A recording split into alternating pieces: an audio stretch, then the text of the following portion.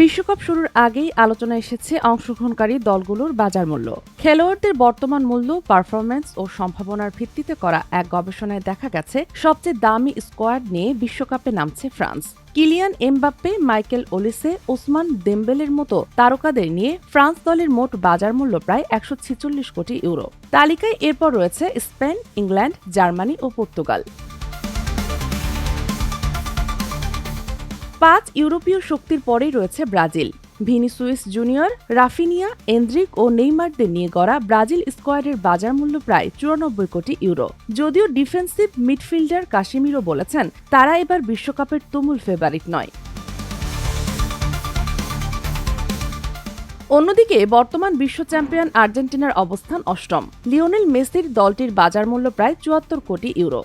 ইউরোপের শীর্ষ ক্লাবগুলোতে তুলনামূলক কম সংখ্যক খেলোয়াড় থাকায় মূল্য তালিকায় কিছুটা পিছিয়ে পড়েছে আলভি সেলেস্তারা। তবে ফুটবল বাজার মূল্য সবসময় সাফল্যের নিশ্চয়তা দেয় না। ইতিহাস বলছে, সবচেয়ে দামি দল নয়, বরং মাঠে যাদের পারফরমেন্স সবচেয়ে ধারাবাহিক, শেষ পর্যন্ত তারাই ট্রফি উঁচিয়ে ধরে। তাই বিশ্বকাপের মঞ্চে কোটি কোটি ইউরোর মূল্য নয়, আসল পরীক্ষা হবে সবুজ ঘাসের মাঠেই। Sheikh Masuma, news desk, daily our Bangladesh.